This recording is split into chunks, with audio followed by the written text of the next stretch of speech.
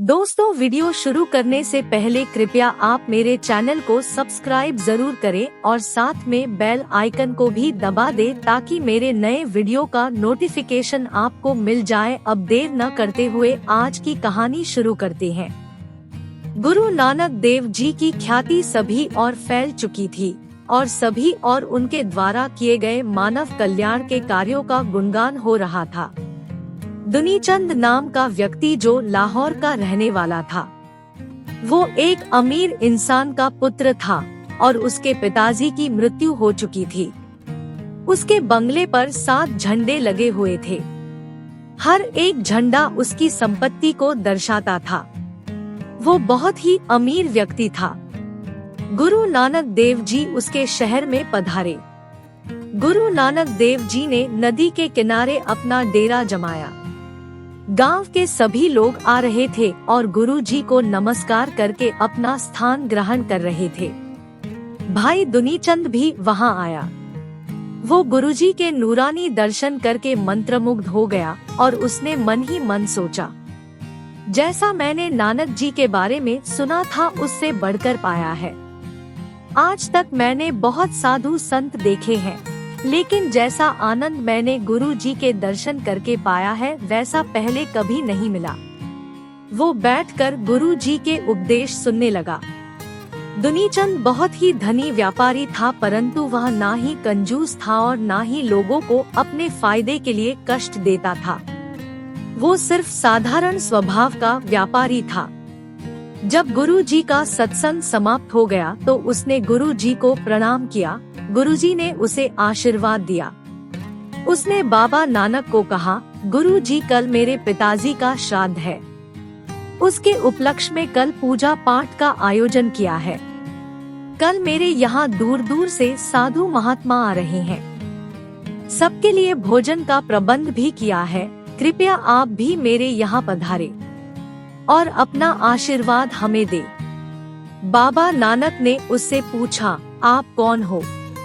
दुनीचंद ने कहा, गुरु जी मैं आपका सेवक हूँ। इसी शहर में अपना कारोबार चलाता हूँ।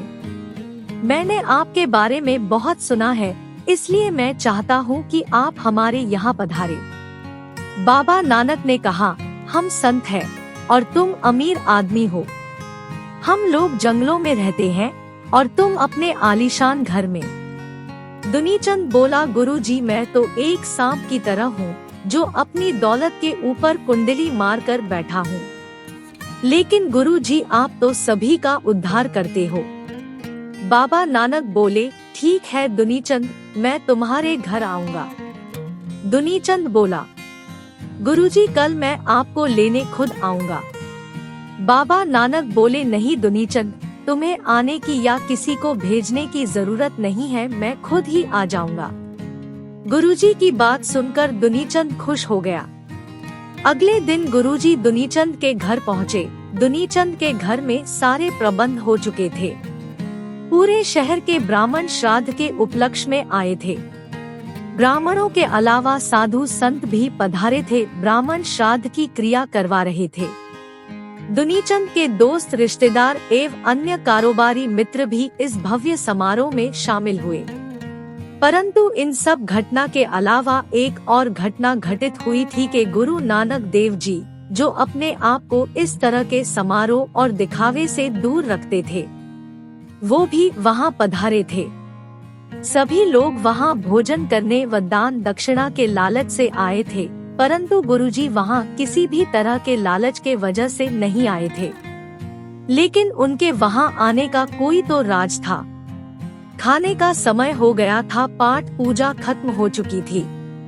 दुनीचंद ने गुरुजी से भोजन करने के लिए कहा। गुरुजी ने कहा, मैं बाद में करूँगा, पहले तुम सभी को भोजन करवाओ।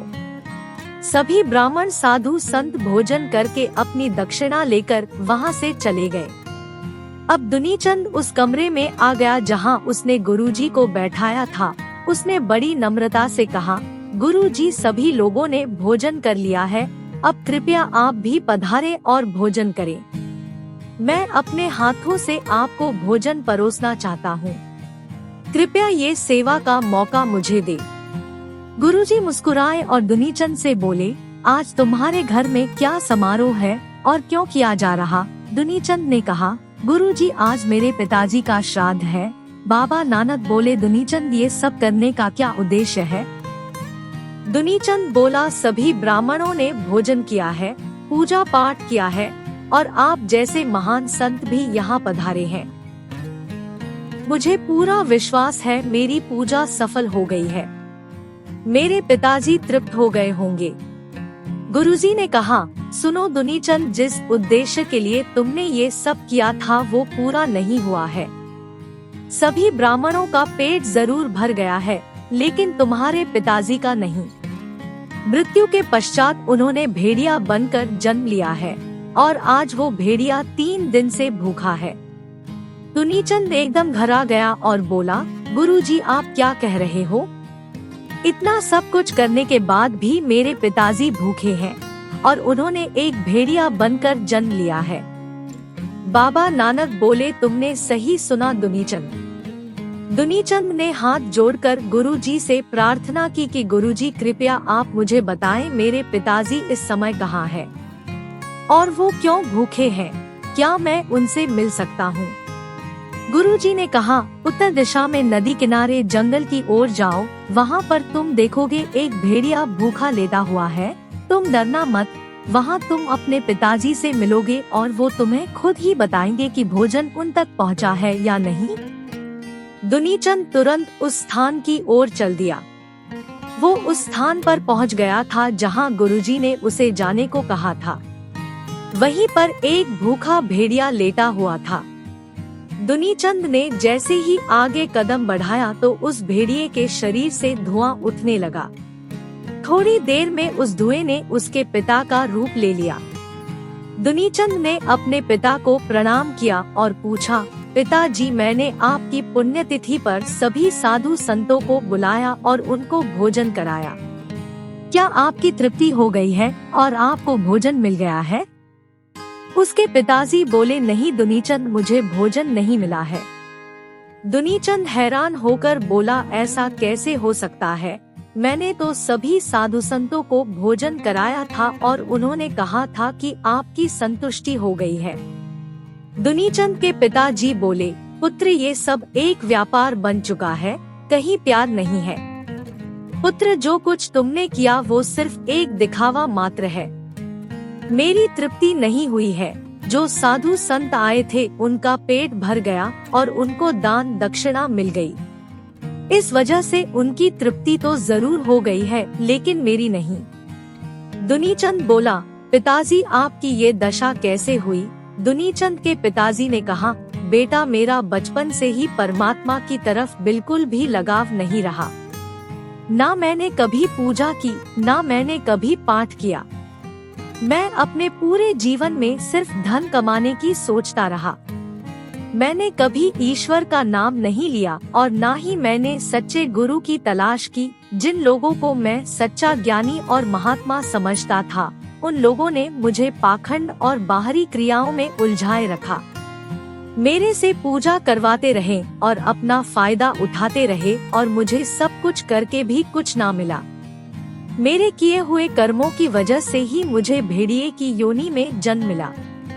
आज जिस संत को तुमने बुलाया है, कौन से संत? दुनीचंद हैरान होकर बोला, गुरु नानक देव जी, उनकी वजह से मुझे मोक्ष मिल गया है और तुम्हारा जीवन भी सफल हो गया है। दुनीचंद को सच्चाई का रास्ता दिखाकर बाबा नानक अपनी अगली यात्रा पर निकल पड़े।